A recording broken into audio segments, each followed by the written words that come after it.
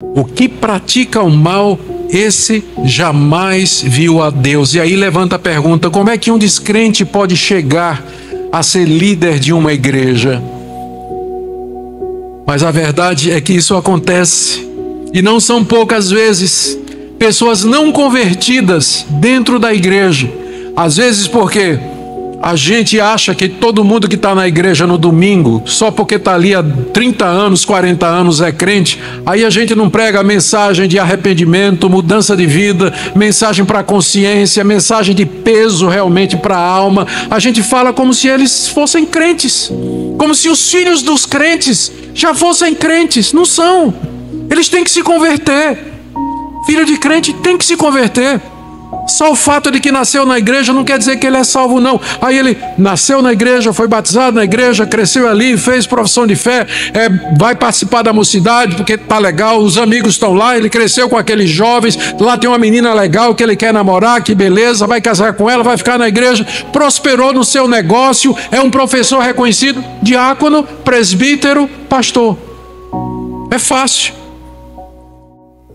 Queridos irmãos, quero saudar a todos com a paz do Senhor Jesus, dizer a Deus e dizer a vocês da alegria e da gratidão a Deus de poder participar desse evento tão especial na vida da igreja, quando vocês celebram 50 anos. Louvado seja Deus por isso. Para mim é um privilégio poder participar aqui e de alguma forma servir aos irmãos. Antes de começar, eu queria apresentar minha esposa, ela está comigo hoje à noite, vou pedir para ela ficar em pé. A Minka é holandesa, é artigo importado, raro, tá certo? Estamos casados há 38 anos, pai dela, missionário holandês, que trabalhou muitos anos aqui no Brasil, particularmente no Nordeste, reverendo Francisco Leonardo, e nós temos 4 filhos e 3 netinhos e somos muito gratos a Deus por tudo que Ele nos tem dado. Então essa é a minha, como chama, né, costela ou melhor parte, né? Ela está aqui. Também queria lembrar a vocês que a convite, a livraria da Primeira Igreja está aqui nessa noite. Esteve ontem, está também. E a Suzana, que é responsável diante da igreja para cuidar da livraria, que é lá da Primeira Igreja, ela pediu para lembrar que os livros, ela pediu para lembrar o lançamento, meu último livro, que é o livro Comentário de Amós, e vários outros livros que estão à disposição dos irmãos. Ela mandou dizer, pelo menor preço que vocês podem encontrar. Eu fiquei aqui no melhor lugar para fazer propaganda, mas não comecei a pregar ainda, então dá para falar. Então, vocês não vão encontrar nada com esse preço, embora ainda apareça gente chorando, né? Querendo um pouquinho mais barato e tal, mas aí o preço já está muito bom. E para dizer que se eu conseguir ficar lá fora um pouquinho, aqui a assinatura é grátis, tá? Não é cobrada a assinatura se você comprar um livro meu. Tá bom, pastor? Desculpa a propaganda, mas era para lembrar os irmãos, porque muitas vezes as pessoas querem, né, perguntam a respeito dos livros. Tem algumas livrarias fechando, inclusive lá no Recife, e aí então é uma oportunidade que nós trazemos aí, que a livraria da nossa igreja está trazendo para os irmãos. Eu não ganho nada com isso, isso aí não é minha livraria, isso aí é a livraria da Primeira Igreja Presbiteriana do Recife. Então não é... Estou fazendo divulgação por conta dos irmãos. Eu não ganho um tostão com qualquer coisa que é vendida ali. Só para vocês saberem. Tá bom, irmãos? Muito bem. Então vamos agora para a exposição da Palavra de Deus. Terceira carta do apóstolo João. Para você que nunca leu, fica coladinho ali em Apocalipse. Tá? Terceira carta do apóstolo João. Depois de João, da terceira de João, tem Judas e aí tem Apocalipse. Mas nós hoje vamos para a terceira carta do apóstolo João. Antes de ler a carta, eu queria tecer algumas considerações a respeito dela. O cristianismo no primeiro século cresceu muito em pouco tempo. E cerca de 350 anos depois da morte do Senhor Jesus Cristo, já havia se tornado uma das religiões predominantes do Império Romano, a ponto de que o imperador Constantino, no século IV, ele teve que passar um edito reconhecendo o cristianismo como uma religião legal, porque não era permitido. Os cristãos foram perseguidos durante os 4 primeiros séculos. Houve 10 perseguições oficiais movidas pelos imperadores. E foi somente no século IV que o cristianismo foi legalizado pelas autoridades. Antes disso, os cristãos estavam sujeitos a serem presos, serem assediados pela polícia, ter os seus bens arrestados, serem torturados, quando não jogados à morte. Milhares e milhares de cristãos morreram nas arenas, nos circos, morreram em praça pública, queimados, decapitados e outros tipos de morte. Os que nós conhecemos mais são aqueles relatados no Novo Testamento. Já nessa época, a gente vê a perseguição começando contra os cristãos, e a gente sabe que Paulo morreu meados da década de 60 por ordem do imperador Nero. Na primeira grande perseguição, Paulo foi decapitado na Via Ápia, lá em Roma. Mais ou menos na mesma época, o apóstolo Pedro também morreu, foi brutalmente condenado à morte, também pelo mesmo Nero. E esse que escreveu a carta, o apóstolo João, diz a tradição que ele morre também de maneira muito cruel, perto do final do século I, porque ele foi o apóstolo que viveu mais, então ele vai morrer mais no fim. Mas o cristianismo, ele sobreviveu todas essas perseguições. Por isso, quando eu vejo, às vezes, os cristãos, pastor, preocupados, assim, essas questões de governo, essas questões de autoridade, o Estado, o que é que vai acontecer? Eu sempre lembro que a igreja já vem sobrevivendo há 2000 anos. Nós sobrevivemos a 10 perseguições, sobrevivemos ao imperador Nero. Então, o que está acontecendo hoje, sem querer menosprezar, é fichinha, perto do que a igreja já experimentou durante os seus 2000 anos de história, de existência. E foi foi nesse clima que a igreja apostólica, a igreja do primeiro século, ela cresceu, ela se espalhou pelas províncias romanas e alcançou os finais do mundo conhecido. Já perto, em meados do século II, o cristianismo já havia alcançado grande parte do mundo conhecido. Os discípulos tendo cumprido aquela ordem que Jesus deu: ide por todo o mundo, pregai o evangelho a toda criatura. A gente fica perguntando como é que pessoas simples, que não tinham, por exemplo, a imprensa, que não tinham telefone, que não tinham internet, que não tinham as mídias sociais, que não tinham correios eficientes como nós temos hoje, facilidade de transporte, avião, ônibus, rodovias. Como é que essas pessoas conseguiram se movimentar tão rapidamente e se organizar de maneira tão eficiente, a ponto de que, a partir de 12, um número pequeno, eles se multiplicaram em milhares em poucos anos? O que é que aconteceu? Além da presença dos apóstolos no primeiro século e dos sinais e prodígios que eles faziam, além da vinda do Espírito Santo no dia de Pentecostes, havia uma razão muito prática. Deus já tinha preparado o mundo para o cristianismo. O Império Romano havia dominado todas as nações daquela época. Não havia guerras, porque o Império Romano havia desarmado as nações. O Império Romano havia construído estradas razoáveis e garantido a segurança dos viajantes. Havia uma língua que era falada em todo o Império Romano. A língua dos romanos era o latim, mas o que se falava era grego. Todo mundo falava grego. Era como inglês hoje, era a língua universal. Onde você vai, se você falar inglês, você consegue se comunicar. Naquela época era grego. Quem falava grego era cidadão do mundo, podia ir para qualquer lugar que seria entendido e atendido.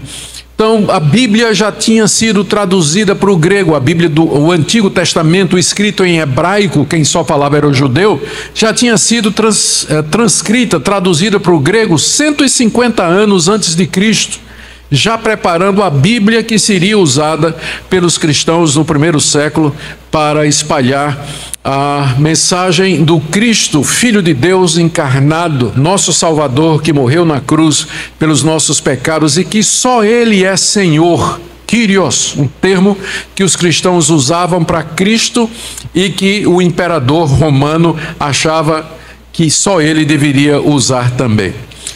Mas aí, então, como eles conseguiram se espalhar e crescer tão depressa? Uma das razões era uma regra ou uma prática muito simples chamada hospitalidade. O que é que acontecia?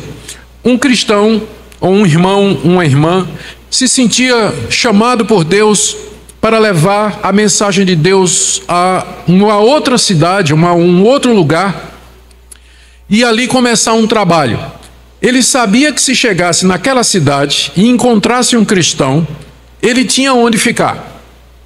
E se tivesse uma igreja já naquele lugar, ele seria recebido, alimentado e seria ajudado financeiramente e espiritualmente a ir em frente e plantar outras igrejas. Então, essa rede de hospedar missionários fez com que os cristãos se espalhassem muito rápido, porque eles chegavam numa cidade, abriam uma igreja, essa igreja funcionava como base missionária para missionários que iam plantar igrejas em outras cidades e assim por diante.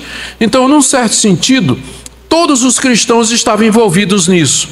Alguns iam viajar, eram itinerantes, saíam pelas cidades, pelas vilas pregando o evangelho, outros ficavam trabalhando, ganhando recursos financeiros para poder ajudar, financiar aquelas pessoas. E outros abriam suas casas para receber esses missionários e alimentá-los, fortalecê-los, encorajá-los e mandá-los a caminho. Essa foi a grande arma do cristianismo no primeiro século. Um evangelismo, vamos dizer, caseiro, familiar, onde todos os cristãos estavam envolvidos, um ia, outro apoiava, outro dava comida, todo mundo estava envolvido na obra de missões nos primeiros séculos da existência da nossa fé. Por isso que ela cresceu rápido. Cresceu rápido, cresceu forte, se espalhou pelo mundo, foi reconhecida como religião legal e mais tarde se torna a religião predominante do Império Romano. Então, esse é o contexto do primeiro século em que esse livro aqui foi escrito, a terceira carta de João. Por que essa carta foi escrita? Ela foi escrita para abordar um problema que era inerente, era um problema que estava decorrente desse método, porque não existe nenhum método que seja totalmente perfeito, ele sempre tem um lado negativo. A questão é que tinha gente que se aproveitava, e chegava lá, o irmão chegava a alguma cidade, descobria que ele tinha uma igreja de crentes, geralmente as igrejas eram nas casas, era que eles não tinham construído templos. A gente só pode construir templos depois de Constantino, no século IV, até lá, as casas, as catacumbas, reuniam ao ar livre, e reuniam em outros lugares, mas eles não iam construir templos como nós temos hoje. Muito bem, uma pessoa que se dizendo cristão, ele chegava numa cidade, descobria onde tinha casa e igreja, ia lá e dizia: eu sou missionário, sou evangelista, sou profeta e eu preciso de apoio. Ele ia ficando, comendo da comida dos irmãos, tinha lugar para dormir, ia ficando, e de repente não era nada, era alguém que estava abusando da hospitalidade dos irmãos. E havia também os falsos profetas, que descobriram isso aí. Então eles se infiltravam nas igrejas, aproveitavam a hospitalidade dos irmãos, se apresentavam como crentes, recebiam a acolhida e a palavra para falar na hora das reuniões. Por isso que João escreveu as 3 cartas que nós temos aqui. O apóstolo João, servo de Deus, ele escreveu a primeira carta, a chamada primeira carta de João, colocando 3 testes pelos quais as igrejas poderiam descobrir quem era o verdadeiro itinerante, quem era missionário de verdade. Quem era missionário de verdade tinha que passar pelo teste da ortodoxia, do amor ao próximo e das boas obras, de uma vida santa, de uma vida reta. Eram 3 testes. Esse é o centro da primeira carta de João. Na segunda carta de João, ele escreve para dizer às igrejas para não receber o falso profeta. É a famosa carta onde ele diz assim, que se alguém chegar na sua casa e não trouxer essa doutrina, não receba e nem dê as boas-vindas, para que você não se torne cúmplice com ele. Conhece essa passagem? É na segunda carta que João escreveu exatamente para resolver o problema do falso profeta itinerante, que ia pelas igrejas e aproveitava quando tinha a palavra, o microfone, para trazer a falsa doutrina. Mas havia um outro problema, que é o caso da terceira carta de João, que eu vou trazer para os irmãos nessa noite. É que às vezes tinha igrejas que não queriam cooperar com isso. E às vezes não era nem igreja, tinha líderes que não viam com bons olhos esse negócio de plantar novas igrejas, esse negócio de levar o evangelho às religiões mais distantes do mundo. Vocês podem acreditar nisso, mas tinha gente no primeiro século que era contra e que lutava contra a propagação do evangelho. Eu acredito que até o dia de hoje nós temos os mesmos problemas. Nós temos falsos profetas que entram nas igrejas, nós temos irmãos que se apresentam como missionário, faz aquelas cartas missionárias bonitinhas, a gente dá o dinheiro, a gente dá o apoio financeiro e depois vai ver, o cara é preguiçoso, passa o dia na internet, passa o dia na rede social, não sai para evangelizar, não sai para pregar em praça pública, não sai para fazer o trabalho de Deus e assim por diante. E tem gente também que não se envolve com missões. Do mesmo jeito, nós vamos encontrar pessoas nas igrejas, que estão nas igrejas, mas não é nem que elas sejam contra, mas elas não se envolvem. Elas não têm o coração na obra do evangelho como deveria ser. João escreveu essa terceira carta exatamente nesse contexto que eu vou contar para vocês agora. O apóstolo João morava em Éfeso a essa altura da vida dele.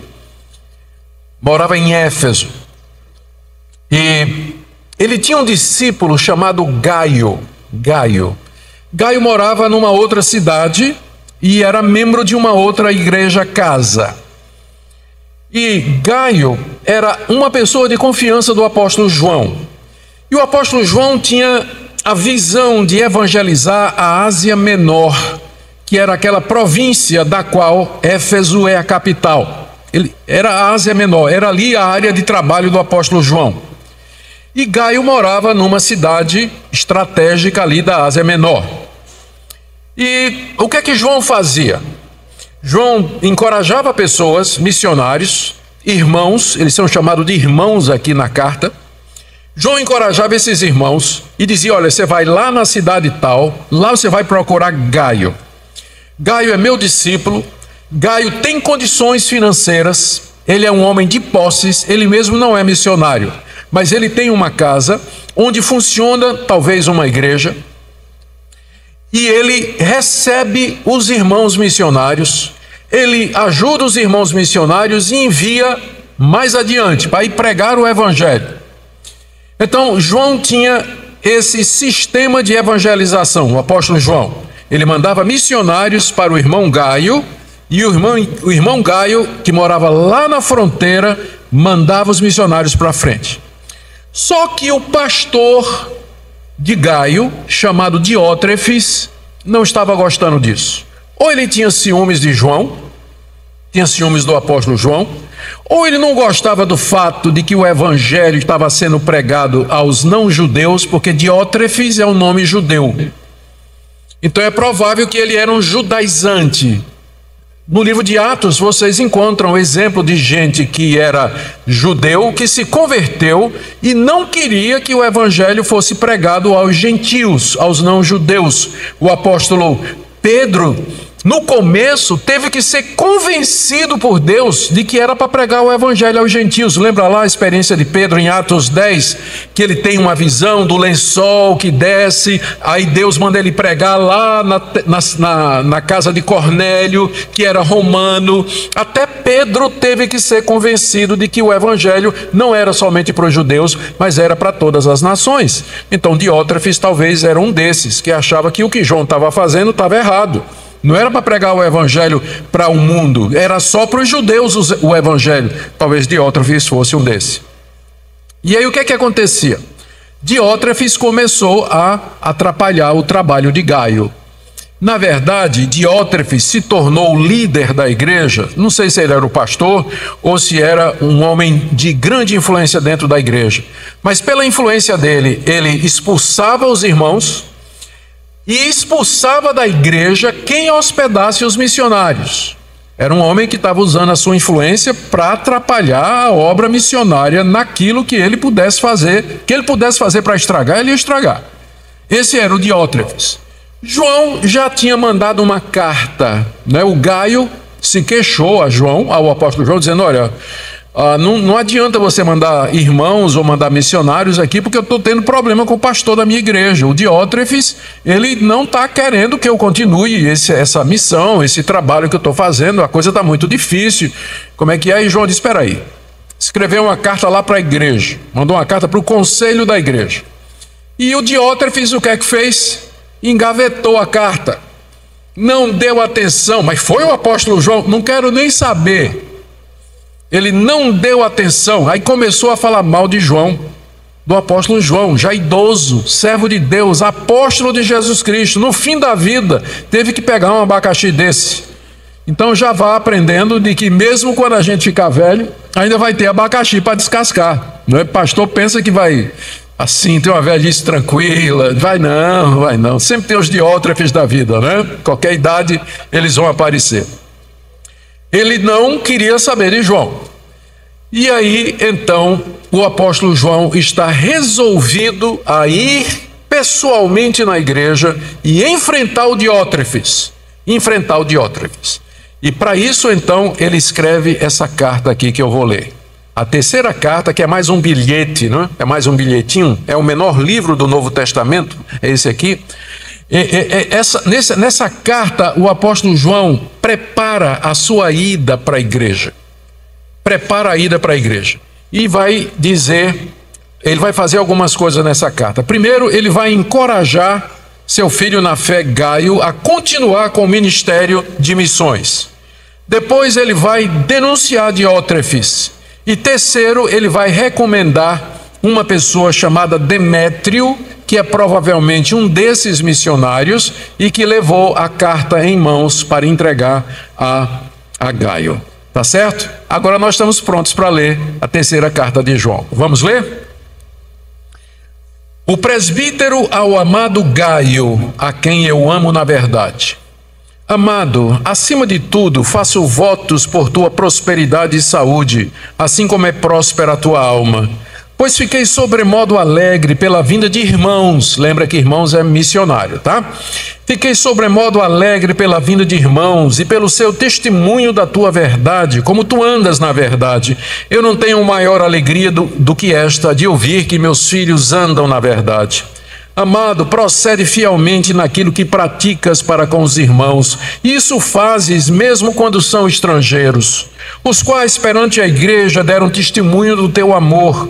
Bem farás encaminhando-os em sua jornada por modo digno de Deus, pois foi por causa do nome que saíram, nada recebendo dos gentios. Portanto, devemos acolher esses irmãos para nos tornarmos cooperadores da verdade. Agora ele vai falar de Diótrefes, né? Aqui, primeiro, ele encoraja Gaio. E agora ele fala sobre Diótrefes. Escrevi alguma coisa à igreja, mas Diótrefes, que gosta de exercer a primazia entre eles, não nos dá acolhida. Por isso, se eu for aí, far-lhe-ei lembradas as obras que ele pratica, proferindo contra nós palavras maliciosas. E não satisfeito com essas coisas, nem ele mesmo acolhe os irmãos, como impede os que querem recebê-los e os expulsa da igreja.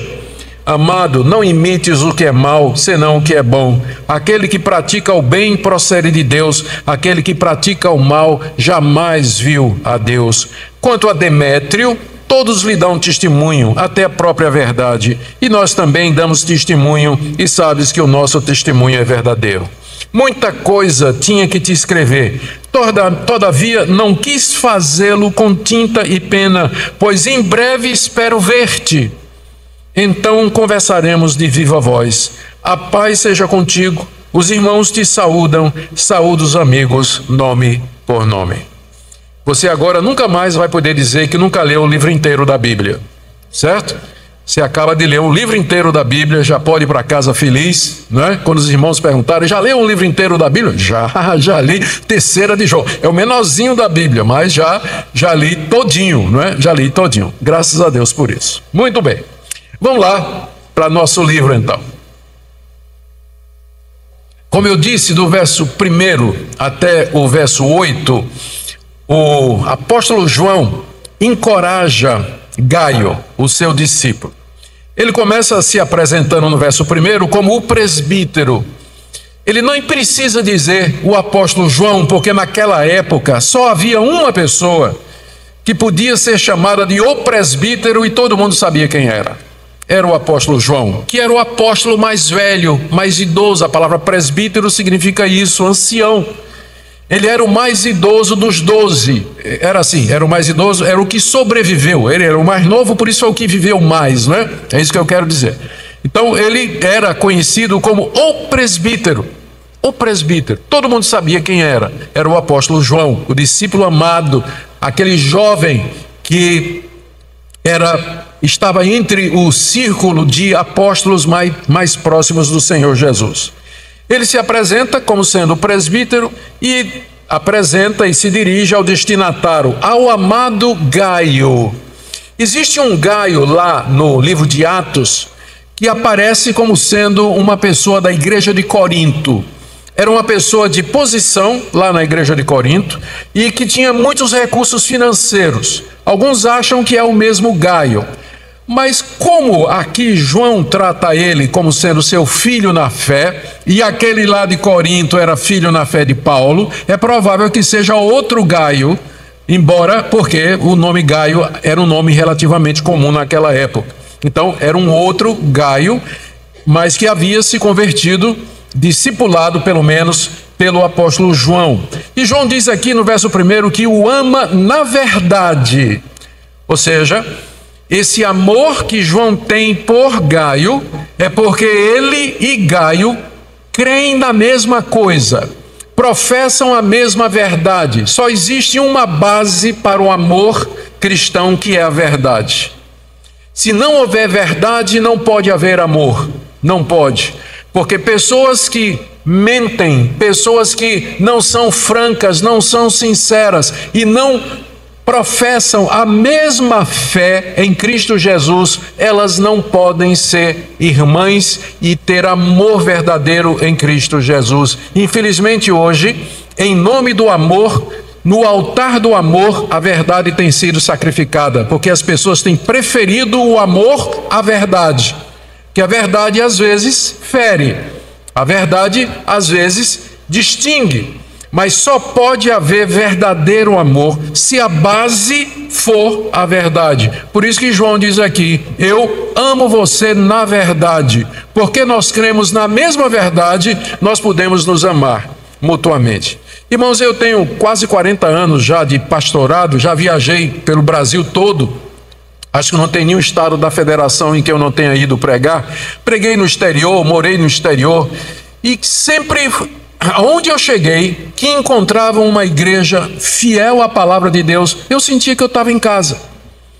Irmãos que eu nunca tinha visto antes, pessoas completamente desconhecidas, mas porque nós professávamos a mesma fé, era como já fôssemos conhecidos de longos anos, de muito tempo. Me sentia verdadeiramente em casa, amado, querido. Podíamos conversar com franqueza porque nós professávamos a mesma fé. Se não houver verdade, não pode haver amor. Pode haver conveniência, pode haver o politicamente correto, Pode haver a falsa prudência, que na verdade é covardia, mas o verdadeiro amor, ele se apoia na verdade, como João diz aqui no verso 1. No verso 2, João ora por Gaio. Ele diz: amado, acima de tudo, faço votos. Fazer voto aqui é uma maneira de dizer, não é que ele tinha feito um voto dizendo assim: ó Deus, se o Senhor abençoar Gaio, eu prometo que eu vou raspar a minha cabeça. Não é esse tipo de coisa. Quando ele diz assim que eu faço votos, ele quer dizer, eu oro a Deus. Eu me empenho diante de Deus, eu procuro a Deus em oração. Então aqui no verso 2, ele está orando por Gaio, e ele pede duas coisas a Gaio, a Deus, em favor de Gaio. Ele diz: acima de tudo, eu faço votos, eu oro por tua prosperidade. A prosperidade aqui é financeira. A gente fica tão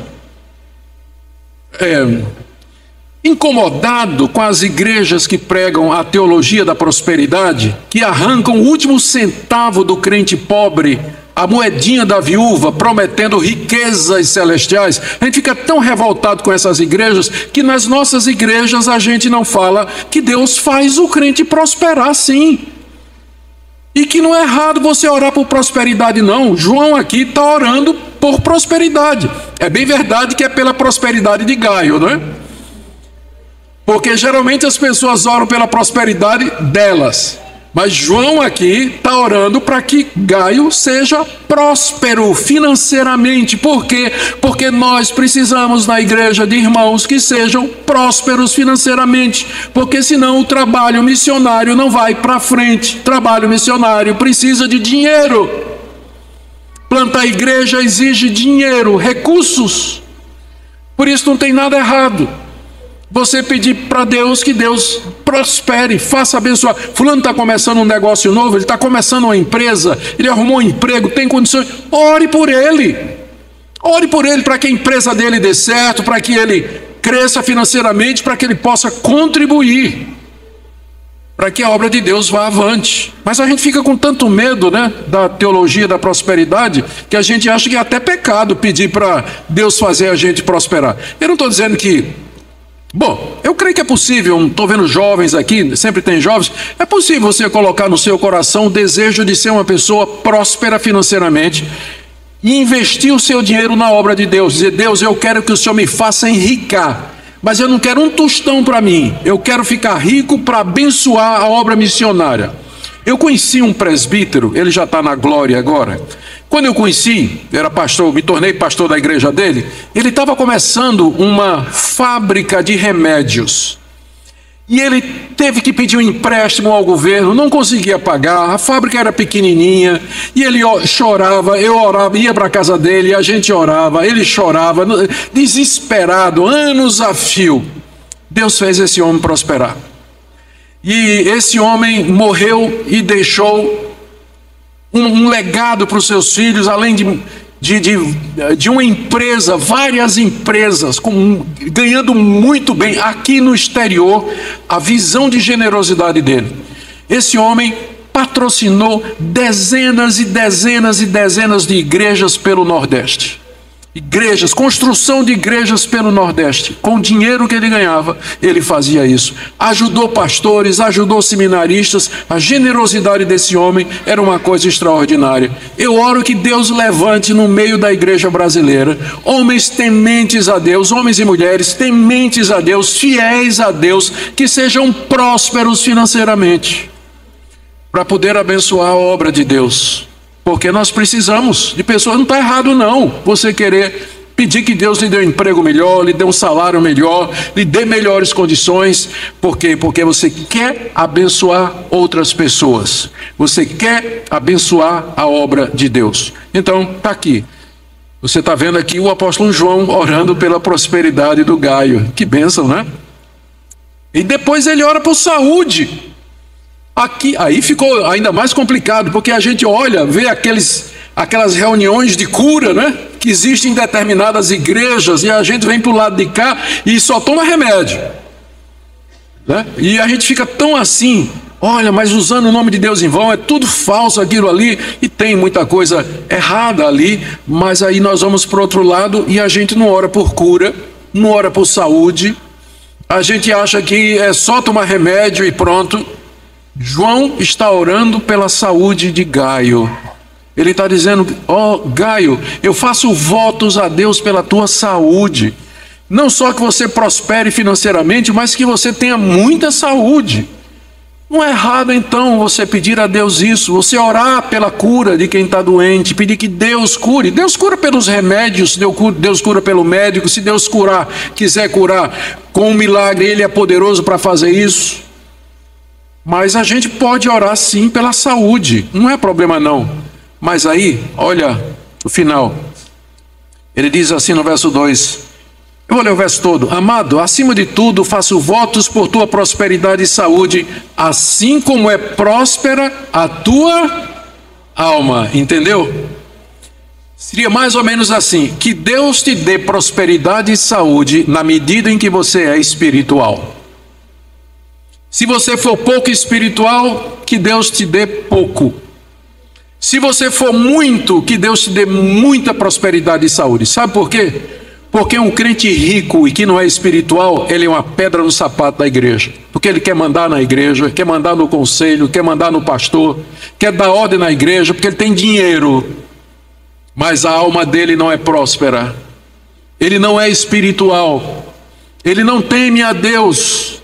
Ele pensa que a igreja é empresa e quer tratar os negócios da igreja como se fosse um comércio, um negócio. Então não basta só ser próspero e ter saúde, precisa ser próspero espiritualmente para poder ser uma bênção, para poder ajudar outras pessoas, para saber como usar os recursos de Deus, para saber como investir no reino de Deus de maneira sábia. Oro, diz aqui João, ele pede 3 coisas a Deus pelo seu discípulo: prosperidade financeira, saúde e especialmente espiritualidade. Que a tua alma seja próspera, porque só assim os recursos que ele tinha poderiam ser usados para o reino de Deus. E Gaio de fato era uma dessas pessoas que Deus tinha abençoado com muita riqueza e que ele empregava no reino de Deus com muita sabedoria, como nós estamos vendo aqui. Aqui no verso 3, João manifesta a alegria que ele tem pelo testemunho que ele ouviu a respeito desse moço. Eu acho que ele era moço, né? Não tenho muita certeza, um homem de meia idade talvez, chamado Gaio. Verso 3, fiquei sobremodo alegre pela vinda de irmãos e pelo seu testemunho da tua verdade, como tu andas na verdade. O que é que aconteceu? João recebeu lá na sua igreja, na igreja de Éfeso, visita de missionários que tinham estado na casa de Gaio. E eles, diante da igreja, no culto, eles deram testemunho dizendo: irmãos, nós queremos louvar a Deus pela vida do irmão Gaio. Nós estivemos lá na cidade dele, ele nos recebeu na casa dele, nos abençoou, nos encaminhou, nós pudemos ir fazer o trabalho de Deus, estamos de volta aqui para agradecer a Deus pela vida de Gaio. E João, que era o pastor da igreja e era o pastor à distância de Gaio, disse: oh Deus, como eu estou alegre, não é? Está aí, ó, fiquei sobremodo alegre. Eu vou lhe dizer uma coisa, sabe o que é que dá mais alegria ao pastor verdadeiro? Ele ouvir testemunhos desse tipo do seu rebanho. Quando as pessoas chegam para ele e dizem assim: aquele casal fulano de tal é da tua igreja? Aí o pastor diz: é. Olha, mas que casal abençoado, viu? Que casal abençoado, uma vida maravilhosa, prudentes, amantes de Deus e conhecem a palavra de Deus, instruídos. Olha, você não tem ideia de como o pastor fica feliz quando ouve um negócio desse. Mais do que quando ele ganha aumento salarial. Pode ter certeza, né?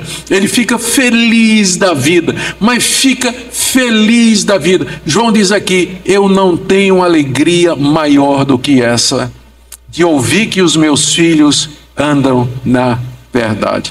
O verdadeiro pastor, ele se alegra com isso. É isso que faz o coração dele bater. É isso que o mantém andando, caminhando no meio das dificuldades, no meio do sofrimento, dos desafios que o ministério representa. Exatamente por isso, porque ele quer ouvir isso aí. Aqui no verso 3, João diz que ele ficou alegre porque os irmãos disseram que ele anda na verdade. Andar na verdade seria fazer aquilo que Gaio estava fazendo, recebendo os irmãos, tratando, acolhendo e mandando para o campo missionário. E João diz no verso 4, eu não tenho maior alegria do que esta, de saber que meus filhos andam na verdade. Que bênção, não é? Pessoas como Gaio e tantos outros, através da história da igreja, centenas e centenas de homens e mulheres que Deus levanta nas igrejas. Eles não são missionários, eles nunca vão para o campo missionário, porque não é a vocação deles, mas que se não fosse por eles, o trabalho missionário não poderia ter acontecido. Pessoas que abrem suas casas, onde um trabalho vai começar, que acolhem a igreja no seu começo, pessoas que passam a vida toda ali ajudando, orando pela igreja, servindo com seus dons e talentos. Se não fosse pelo trabalho dessas pessoas, o reino de Deus não ia avante. A gente fica pensando que é só pastor, né? Tem gente que acha que a igreja, a visão que eles têm de igreja é um ônibus, onde os membros estão todos sentados, o pastor é o motorista e o tesoureiro é o cobrador. Pronto, você não precisa fazer nada, você paga todo mês ali, se senta confortavelmente e o pastor vai fazer tudo. A visão correta da igreja é de um barco, é de um barco de competição, onde você tem os remadores sentados, cada um com um remo na mão, todo mundo remando, e o guia, o mestre, o piloto dizendo, à esquerda, à direita, mais força agora, a parte de trás, puxa mais. É o pastor, né? A tarefa do pastor é guiar vocês no trabalho de Deus, para que cada um de vocês desenvolva seu talento, seu dom, seu ministério, esteja envolvido no trabalho de Deus. Tem a história de um menino que ouviu uma pregação dessa, aí ficou feliz da vida, foi para a escola, e era naquele dia na escola, a professora de artes iria começar a preparação e o ensaio de uma grande peça, e ela iria então fazer teste com os alunos para saber quem ia fazer o papel de quem naquela peça que seria apresentada lá na escola, né, no teatro. E aí o menino foi feliz da vida para ir lá para a escola, e quando ele volta para casa, a mãe diz, e aí filho, você descobriu qual é o seu lugar, o papel que você vai fazer? E sim, mamãe, a professora descobriu qual é o meu talento especial. E qual é, filho? É ficar lá sentado no banco, aplaudindo os meus colegas que estão lá na frente fazendo aquele trabalho. Ele não tinha nenhum talento para a arte, mas ele podia ficar lá e encorajar, e orar, e dizer, vamos, estamos aqui, no que precisar, nós vamos servir, nós vamos trabalhar. Então, todo mundo tem uma função, e o apóstolo João aqui está lidando com um desses que não era missionário, mas sabia muito bem por que Deus tinha feito ele prosperar e tinha tanta riqueza. Do verso 5 até o verso 8, na verdade do verso 5 até o verso 6, João elogia o trabalho de Gaio. Olha, isso é tão importante. Elogio é uma faca que corta dos dois lados. Porque se você começa a elogiar um obreiro, um pastor, um missionário, ele pode pensar que ele é alguma coisa. E a gente já tem a tendência de ser vaidoso, né? Já tem a tendência de ser vaidoso. A minha esposa, por exemplo, ela sabe que eu tenho tendência a isso. Ela anda com um alfinetezinho que toda vez que eu tenho balonite aguda, ela chega e dá uma furadinha. Ela vê na hora, né? Quando eu estou sendo, né? E aí então ela dá uma furadinha. É uma bênção quando a esposa faz isso e ajuda o obreiro, né? E vice-versa, quando o marido ajuda a mulher, que mulher também sofre de balonite aguda às vezes, né? Ela pode pensar que é alguma coisa, ou o marido pode pensar que é alguma coisa. Então é bom quando Deus manda alguém furar o balão da gente. Então tem um lado negativo do elogio, mas tem um lado bom também, que às vezes a gente está desanimado. Às vezes o pastor está desanimado, o missionário está desanimado, o obreiro está desanimado, aquela senhora que vem abrindo a casa dela toda semana para aquele culto de oração, ela está desanimada, está cansada com aquilo ali. E às vezes uma palavra de elogio o encorajamento pode ajudar aquela pessoa. É isso que João está fazendo aqui com Gaio. Verso 5, amado, procedes fielmente. Procedes aqui, melhor traduzido, você está procedendo fielmente naquilo que você pratica com os irmãos. E isso fazes mesmo quando são estrangeiros, os quais perante a igreja deram testemunho do teu amor. Aqui João passa recibo do testemunho dos irmãos que estiveram lá na igreja falando bem de Gaio. Agora ele diz para Gaio, olha, os irmãos que você acolheu, eles vieram aqui na nossa igreja e eles falaram, eles deram um bom testemunho a respeito de você. Eles falaram de como você os acolheu, mesmo quando eram estrangeiros, mesmo que eram desconhecidos para você, você recebeu na sua casa, você os abençoou, você está procedendo de maneira fiel. Aqui João está elogiando Gaio, e como isso é importante você elogiar. Agora precisa ter cuidado, né? Como eu disse, não elogie demais não, porque a gente é vaidoso. Mas, por outro lado, a gente desanima também. E uma palavra boa, uma palavra bem colocada, anima o coração da gente. A gente fica feliz, a gente fica animado e encorajado, como João está fazendo aqui. Ele diz no verso 5, amado, você está procedendo fielmente naquilo que você pratica com os irmãos. O chamado de Gaio não era ir para outro lugar, começar uma igreja do zero ou pregar o evangelho onde Cristo nunca tinha sido pregado. Esse não era chamado de Gaio. E Deus não chama todo mundo para fazer isso. O chamado de Gaio era prosperar financeiramente, para investir naqueles que Deus havia chamado para serem missionários. E nisso que era a vocação de Gaio, ele procedia com fidelidade, ele fazia isso com constância, com amor, com dedicação, porque era o trabalho dele. E aí o resultado é o testemunho, verso 6, que os irmãos perante a igreja deram testemunho do teu amor. Ele fazia isso com grande amor e dedicação. E aqui no final do verso 6 até o verso 8, João dá instruções a Gaio sobre como proceder dali para frente. São 3 instruções. Na verdade, é uma instrução seguida por alguns motivos. Veja só o final do verso 6. Bem farás encaminhando esses irmãos em sua jornada por modo digno de Deus. Olha, Gaio, se você encaminhar esses irmãos na sua jornada por modo digno de Deus, você vai estar fazendo certo. Aqui nós temos algumas coisas importantes. A tarefa de Gaio era encaminhar os irmãos. Ele mesmo não ia, mas ele encaminhava. Segunda coisa era encaminhá-los na sua jornada. Eles eram itinerantes, eram missionários que iam de igreja em igreja, de cidade em cidade, pregando o evangelho, evangelizando as populações. Então, Gaio deveria encaminhá-los, mas não era encaminhar de qualquer jeito. Diz aí que é encaminhar de modo digno de Deus. Você já ouviu aquela história? Talvez não. Mas eu me lembro, eu era jovem, faz muito tempo então, né?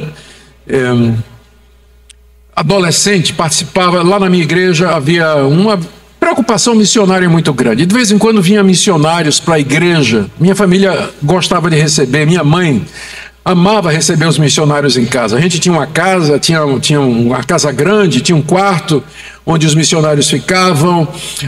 Papai e mamãe gostavam muito de receber e a gente fazia o que podia para ajudá-los e tudo mais. E a campanha da igreja era para que, a campanha que era feita na igreja era para que a igreja se envolvesse para ajudar os missionários.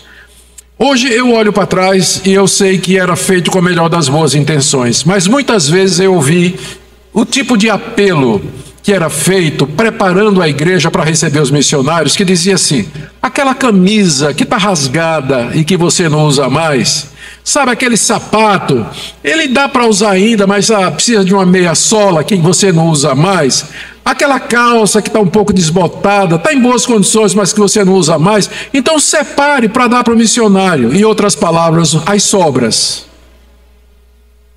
O que é que João está dizendo a Gaio aqui? Que ele tem que encaminhar os irmãos de que maneira? De maneira digna de Deus. De uma maneira que glorifique a Deus, que esteja à altura da vocação daqueles irmãos. Aqueles irmãos foram chamados por Deus para a tarefa mais importante do mundo, que é pregar o Evangelho a um mundo perdido. E eles têm que ser tratados de maneira digna. Infelizmente hoje, acontece isso nas igrejas, que os pastores, missionários, eu quero dizer aqui que essa mensagem não foi combinada com nenhum pastor, tá? Não foi combinado nenhum pastor. Mas o que a gente vê hoje nas igrejas é que pastor não é bem tratado, missionário é pior ainda. Uma jovem que quer se dedicar, por exemplo, ao trabalho missionário, ela entende que é o chamado dela, ela não está nem pensando em casar, ela quer ser missionária, quer servir a Deus, quer ir fazer um instituto bíblico, fazer uma preparação.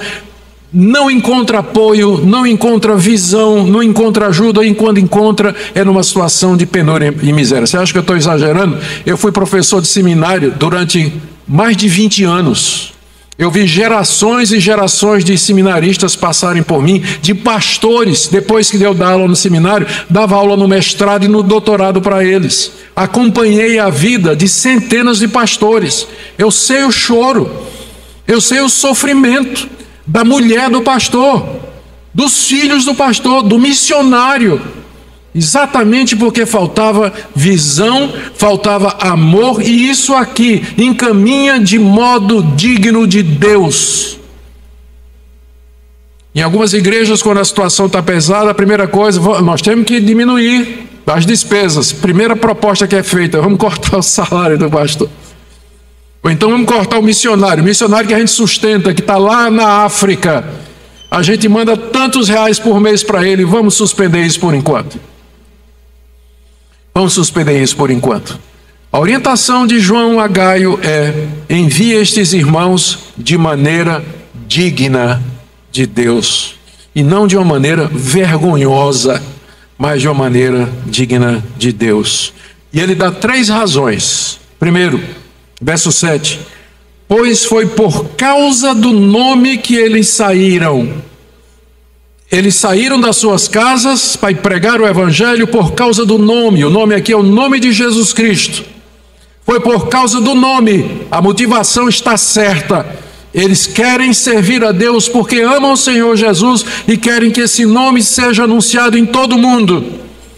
Então, por isso, trata de maneira digna de Deus, porque eles saíram por causa do nome. Segundo, nada recebendo dos gentios. Eles não estabeleceram salário, eles não estão saindo para ganhar dinheiro, eles não são mercenários, eles não estão dizendo eu vou, portanto, por esse valor aqui.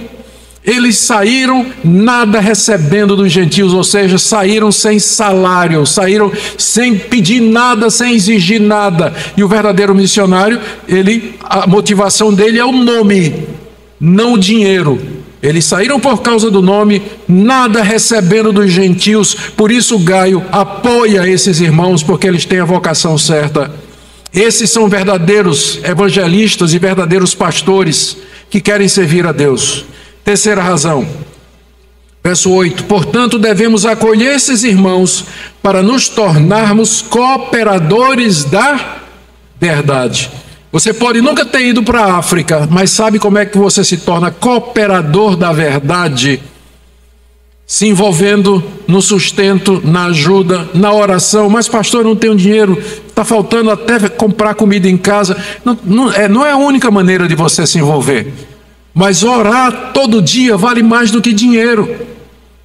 Orar todo dia, fielmente por esses missionários, tê-los no seu coração, mandar um zap de vez em quando, um e-mail para saber como é que vai, notícias, e dar uma palavra de encorajamento, isso tem grande valor, inclusive para os pastores também.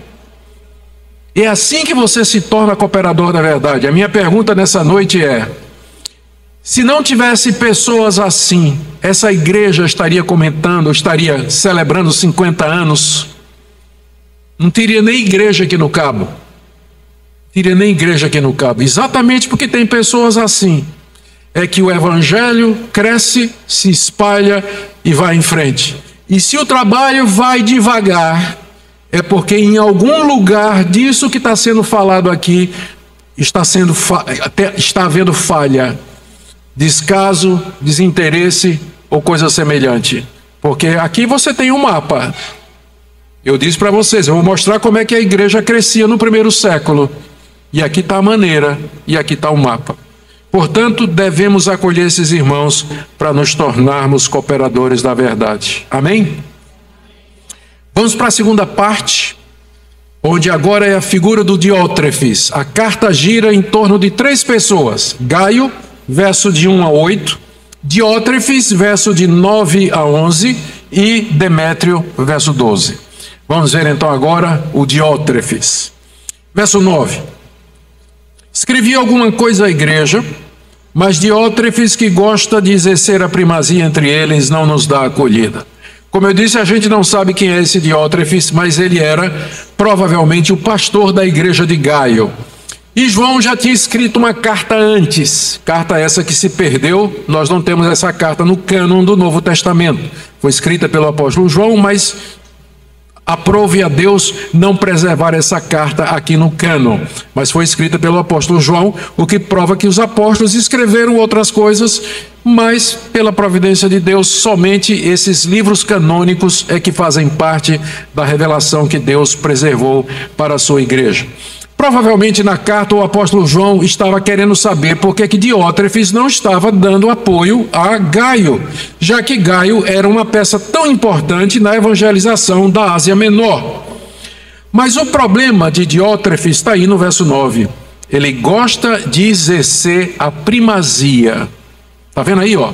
Escrevi alguma coisa à igreja, mas Diótrefes que gosta de exercer a primazia. Primazia é o primeiro lugar. Diótrefes gostava de mandar. Essa aqui é a tradução. Diótrefes gosta de mandar. Ele quer ter a última palavra. As coisas na igreja é só do jeito que ele quer. Portanto, eu digo, ele deveria ser, se ele não era o pastor, ele era um bispo ou um homem muito rico e influente na igreja, que usava sua riqueza e sua influência para mandar na igreja e dizer, as coisas têm que ser do jeito que eu quero. Ele gosta de ter a primazia ou primado. Aqui, alguns estudiosos acham que nós temos o início do papado. Início do papado de Roma. Inclusive é chamado de o primado de Pedro, né? Ou primaz de Roma, exatamente por conta do termo primazia, que se acha que era daqui. Daqui, eles acham esse tipo de governo, uma pessoa tendo autoridade. Isso aí vai aparecer no 2º século, e esses pastores locais que tinham muita autoridade sobre uma região, eles passam a ser chamados de bispos. E aí o bispo de Roma, lá por meados do século IV e V, ele é declarado como sendo o pai da cristandade, de onde vem o nome Papa. Então, exatamente porque é o primaz, né? Quer ter autoridade sobre tudo. Num certo sentido, eu até acho bom que o primeiro Papa tenha sido Diótrefes, né? Alguns acham que foi o primeiro Papa. Porque senão, se fosse Gaio, imagine como teria sido o nome do primeiro Papa.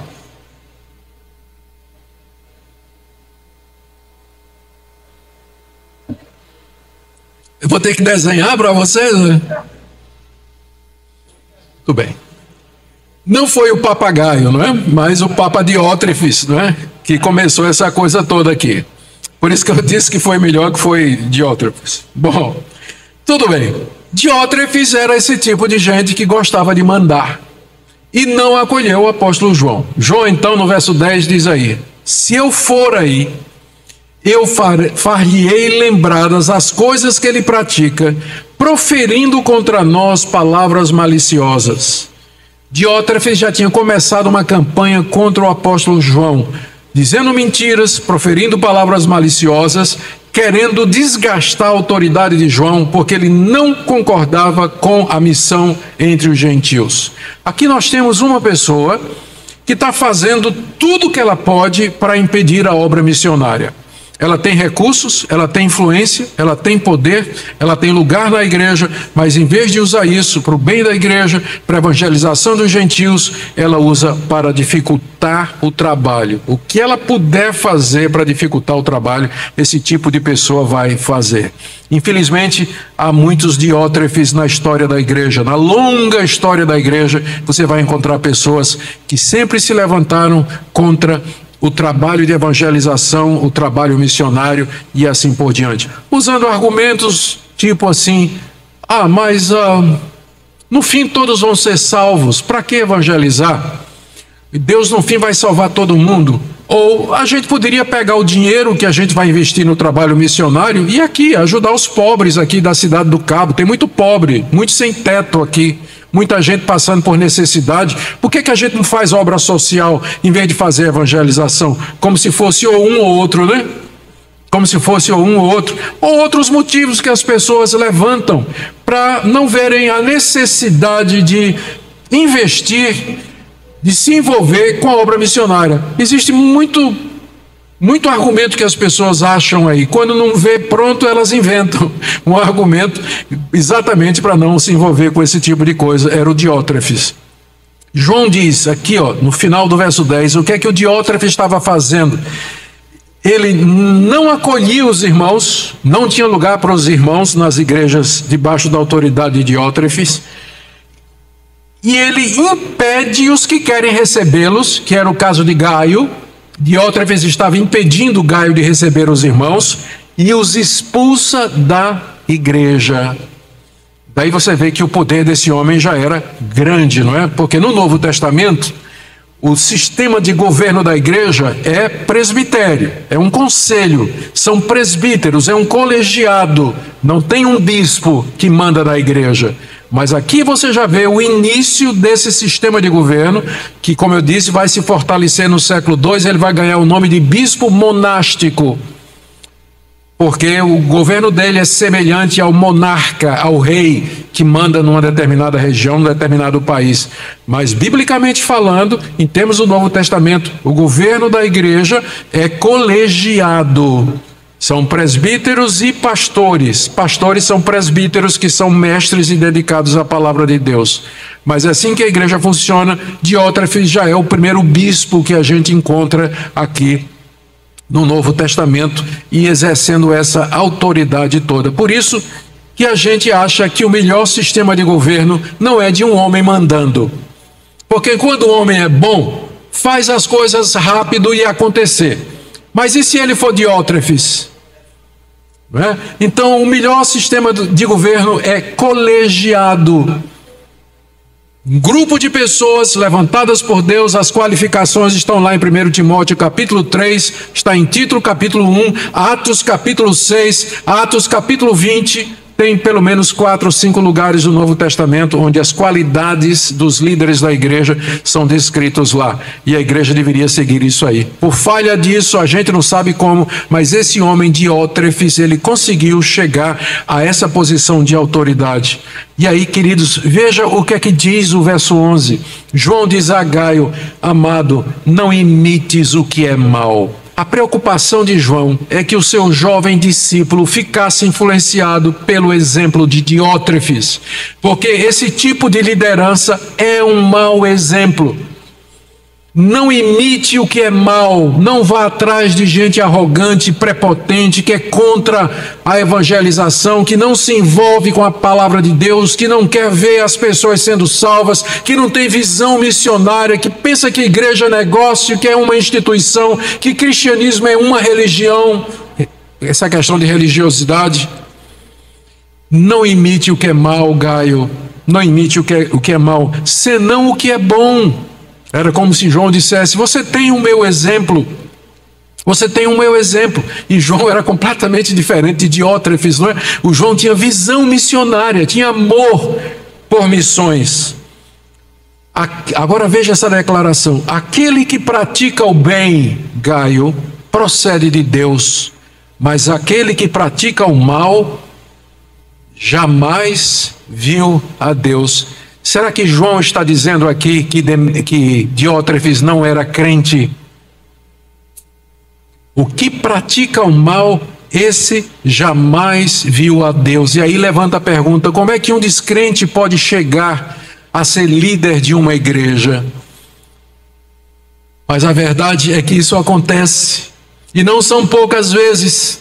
Pessoas não convertidas dentro da igreja, às vezes porque a gente acha que todo mundo que está na igreja no domingo, só porque está ali há 30 anos, 40 anos é crente, aí a gente não prega a mensagem de arrependimento, mudança de vida, mensagem para a consciência, mensagem de peso realmente para a alma. A gente fala como se eles fossem crentes, como se os filhos dos crentes já fossem crentes. Não são, eles têm que se converter. Filho de crente tem que se converter. Só o fato de que nasceu na igreja não quer dizer que ele é salvo, não. Aí ele nasceu na igreja, foi batizado na igreja, cresceu ali, fez profissão de fé, vai participar da mocidade porque está legal, os amigos estão lá, ele cresceu com aqueles jovens, lá tem uma menina legal que ele quer namorar, que beleza, vai casar com ela, vai ficar na igreja, prosperou no seu negócio, é um professor reconhecido, diácono, presbítero, pastor. É fácil. Pessoas não crentes ocuparem posição de liderança na igreja, especialmente quando a igreja não vigia. E o resultado são os diótrefes, que quando chegam nessa posição, eles vão ser uma pedra no tropeço da igreja, uma pedra de tropeço para a igreja. Eles vão fazer o que puderem para impedir a obra de Deus, porque não são convertidos. E essa é a razão de muito problema na igreja. Gente que é membro da igreja, mas que não é crente. Eu, quando fui fazer meu mestrado na África do Sul, a Minka e eu fomos fazer o mestrado na África do Sul, na época, foi na década de 80, meados da década de 80. Eu tive um professor chamado, ele era holandês, e era professor lá na África do Sul. E o nome dele era professor Van der Walt. E eu acho que ele ensinava teologia sistemática. Era um senhor já de idade, estava se aposentando quando eu era aluno dele. Eu acho que eu fui das últimas turmas dele. E eu vi uma vez ele contar. Ele disse que ele cresceu dentro da igreja reformada da Holanda, e ele fez a profissão de fé dele, se tornou pastor e professor de teologia. E quando tinha mais ou menos 50 anos de idade, ele ficou doente e ele teve que ir para um hospital, onde ficou lá internado durante um tempo. E nesse tempo ele não tinha muita coisa que fazer, e ele começou a ler um comentário de Martin Lloyd-Jones em Romanos capítulo 7, onde fala da lei e de como a lei sonda o nosso coração e mostra a pecaminosidade do nosso coração. Sabe o que é que aconteceu? Professor Van der Walt de teologia se converte no leito de hospital com 50 anos de idade. Tinha 50 anos de idade e era professor de teologia há 20 anos. Isso ele contava na sala de aula para nós. E ele dizia: examine o seu coração, sonde sua vida e veja se há sinais de novo nascimento. Examine se sua fé é verdadeira ou se é alguma coisa que você apenas herdou do seu pai e de sua mãe. Você se cresceu acostumado com a linguagem da igreja, maneira de ser do evangélico, maneira de falar dos evangélicos. Você cresceu desse jeito, mas você tem, de fato, sinais do novo nascimento. Porque senão nós continuaremos a ter os diótrefes, como esse aqui, que chegam a essa posição de autoridade. A terceira pessoa que aparece na carta é Demétrio, mencionado no verso 12. Apenas um versículo. Quanto a Demétrio, todos lhe dão testemunho, até a própria verdade. E nós também damos testemunho, e sabes que nosso testemunho é verdadeiro. Demétrio é provavelmente um desses irmãos que João está mandando para Gaio, para que Gaio acolha. E aqui João está fazendo a recomendação. E naquele tempo, pela palavra de 2 ou 3 testemunhas, toda a verdade era estabelecida. João então apresenta 3 testemunhos de que Demétrio era um homem de Deus. Ele diz: quanto a Demétrio, primeiro, todos lhe dão testemunho. Todos aqui, quer dizer, todos aqueles que conhecem Demétrio dão testemunho de que ele é crente, ele é fiel. Segundo, até a própria verdade dá testemunho de Demétrio, é uma referência a Deus. O próprio Deus dá testemunho de que Demétrio é crente, porque ele anda na verdade de Deus, ele ama a verdade de Deus, ele quer fazer a vontade de Deus. Terceiro, nós também damos testemunho, nós aqui é o apóstolo João, e eu dou testemunho de que Demétrio é crente verdadeiro. É como se ele estivesse dizendo: Gaio, esse aqui você pode receber, encaminha esse irmão, investe na vida dele, manda ele para o seminário, prepara ele, porque de fato ele é homem de Deus, e a gente tem que investir nessas pessoas para levar o reino de Deus avante. João termina nos versos 13, 14 e 15 com algumas recomendações interessantes que eu vou mencionar aqui. Ele diz aí no verso 13: muitas coisas eu tinha que te escrever. Ou seja, isso aqui que ele escreveu é resumido, é um resumo que você tem aqui. Ele diz que tinha muito mais para escrever, mas não quis fazer com tinta e pena, porque em breve espero te ver, então conversaremos de viva voz. O apóstolo João sabia que por mais eficaz que uma forma de comunicação fosse, nada substitui o olho no olho. A conversa pessoal, chegar junto, tomar um café junto, bater um papo. Tem muita gente valente na internet, mas quando você vai falar pessoalmente lá, aí você vê que é um ratinho rugindo de leão. Porque na internet todo mundo é brabo. Né? Todo mundo é valente, você diz o que você quiser, mas na vida real é outra coisa, então a gente tem muito para dizer, escrever, teclar, né?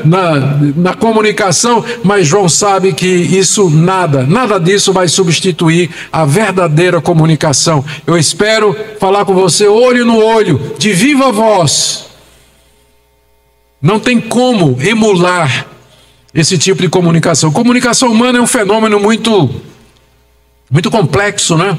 Envolve postura corporal, cheiro, o movimento dos olhos, o tom de voz, tanta coisa está envolvido na comunicação, continua sendo, porque Deus nos fez assim, pessoas. E essa é a melhor maneira da gente conversar. E isso aqui eu uso para dizer para vocês, talvez uma aplicação para os jovens aqui, né? Cuidado com o pessoal que você conhece pela internet, né? Cuidado com o pessoal que você conhece nas mídias sociais, né? Porque é muito fácil você fazer um perfil falso, vários, e você se passar por quem você quiser. É muito fácil. Então, coisa séria como relacionamentos, olho no olho, presente, em pessoa, para saber realmente com quem você está falando. Cuidado com esse tipo de coisas que hoje é extremamente comum e tem muita gente desesperada, triste, porque caiu em alguma armadilha desse tipo. A paz seja contigo, diz João a Gaio, no verso 15. Os amigos te saúdam, e saúda os amigos aí na tua igreja, nome por nome. Eu confesso que aqui eu perco para o apóstolo João, porque eu não sei o nome do pessoal de todo mundo da minha igreja. São 800 e poucas pessoas, eu não sei reconhecer nome por nome. Às vezes fica até envergonhado quando uma pessoa, membro da igreja, compra um livro, né? E diz assim: pastor, eu queria que o senhor assinasse aqui, faz uma dedicatória para mim. E eu digo: para quem? Aí a pessoa diz: para mim, né? Eu, na expectativa de que ela diga o nome dela, ela diz: não, é para mim, pastor. E eu, com vergonha, tenho que dizer: meu irmão, me perdoe, mas eu não sei seu nome, ou esqueci seu nome. Como é? É uma vergonha, não é?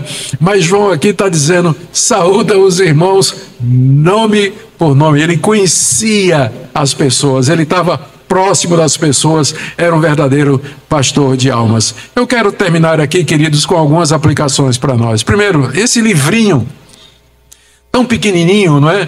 Mas ele é tão rico, ele é tão importante, porque é um dos poucos livros do Novo Testamento que nos abre uma janela para o mundo daquela época, um mundo missionário, para a gente saber como é que funcionava.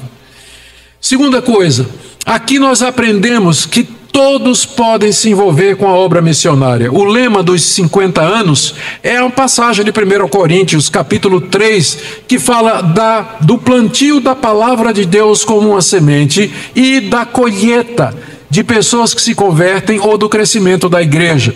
E esse livro ele fala muito apropriadamente desse tema, porque ele nos mostra que o crescimento da igreja não é uma coisa que depende só de pastor, de missionário e de evangelista, mas envolve a igreja toda, cada um de vocês.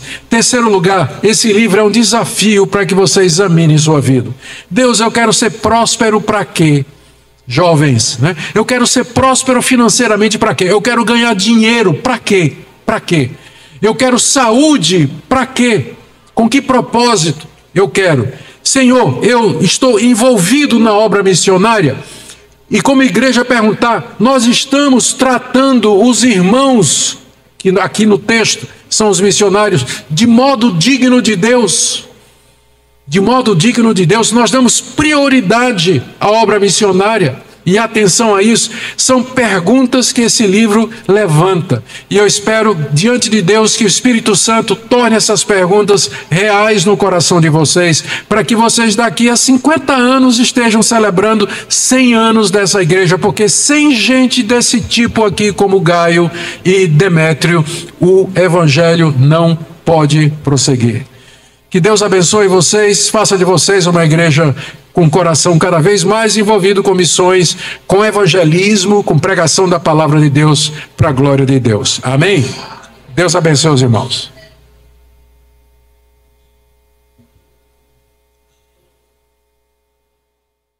Baixe nossos conteúdos gratuitamente. Acesse o canal pelo link na descrição.